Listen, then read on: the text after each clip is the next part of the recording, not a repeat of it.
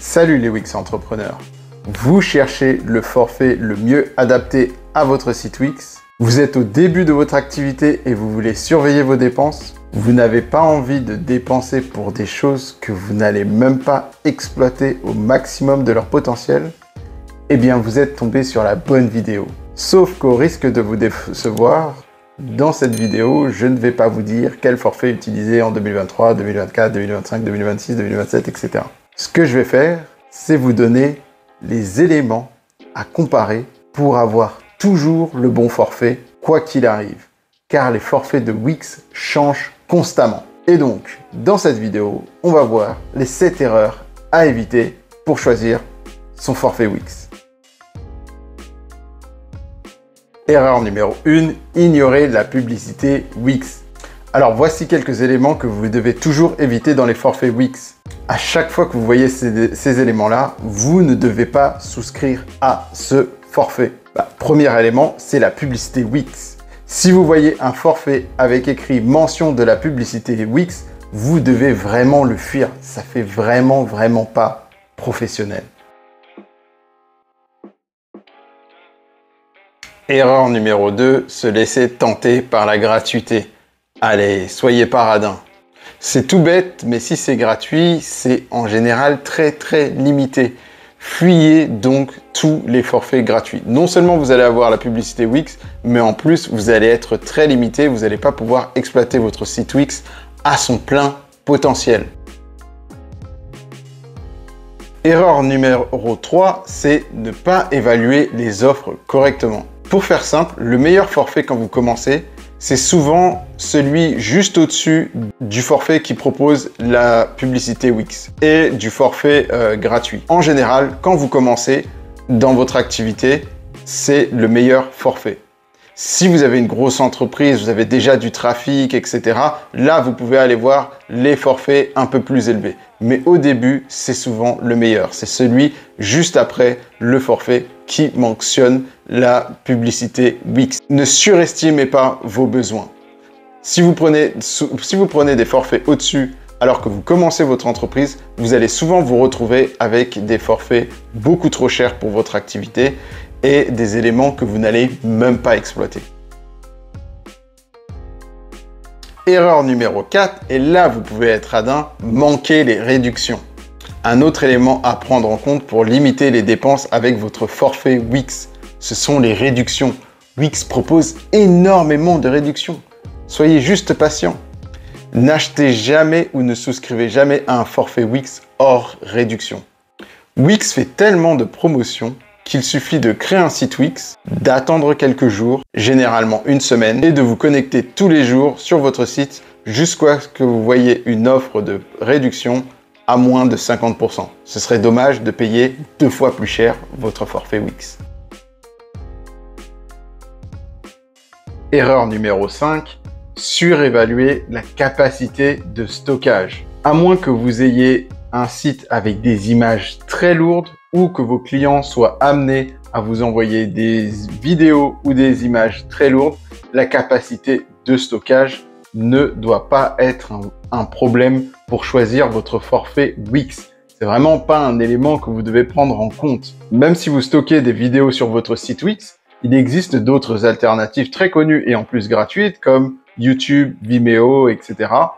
Vous n'êtes pas obligé de stocker vos vidéos sur votre site Wix. Donc la capacité de stockage ne doit pas être un critère à prendre en compte pour choisir votre forfait Wix. Erreur numéro 6, négliger tout ce qui est outils marketing. Plus vous avez de fonctionnalités marketing, plus vous avez de chances d'avoir des résultats avec votre forfait. C'est notamment sur les emails, les automations que propose Wix, mais aussi sur la partie analytique, les rapports, etc. Ces éléments vont vraiment faire la différence. Bien plus que le stockage ou la bande passante. Mais ces éléments ne vous serviront à rien si vous n'avez pas déjà un flux de visiteurs ou une base email. Les forfaits qui proposent des fonctionnalités marketing comme les automations, les emails vont faire la différence, mais uniquement si vous avez déjà un business qui tourne bien. Donc, attendez avant de prendre ces forfaits. Erreur numéro 7 et dernière erreur, choisir un forfait non adapté à votre stade d'entreprise.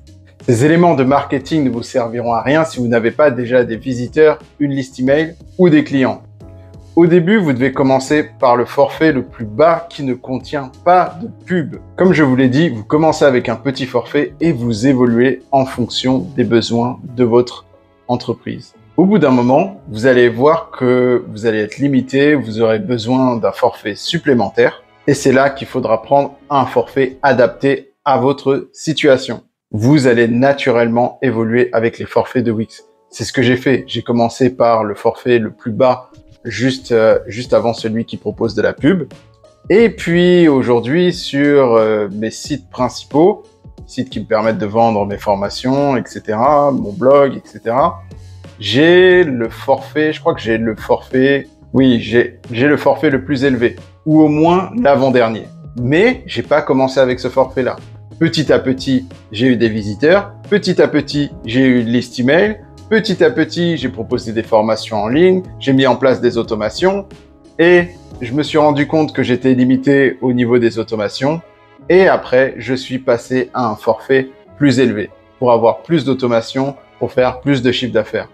Et donc, c'est ce que je vous conseille de faire. Vous commencez petit et puis petit à petit, vous évoluez. Quand vous voyez que vous êtes vraiment limité et que vous avez vraiment envie d'aller plus loin, là, c'est le moment de passer à un forfait supérieur. Normalement, avec ces éléments, vous avez tout ce qu'il faut pour choisir votre forfait Wix.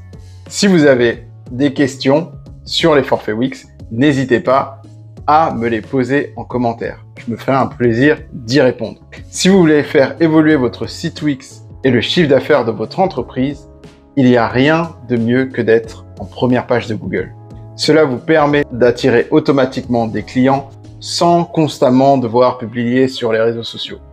Et contrairement à ce que l'on vous dit, le référencement de site Wix est tout à fait faisable. Vous pouvez avoir de très beaux résultats sans vous y connaître en informatique. Comme Alexandre, avec son site Wix, thérapeute Voiron, en première page sur thérapeute Voiron. Cédric, avec son site Wix, booster informatique, en première page sur réparation informatique Toulouse. Ou Elodie, avec son site Wix mariella.fr en première page sur énergéticien Bordeaux, avec Anaïs en première page sur photographe naissance Lyon avec son site Wix anaïslay.com,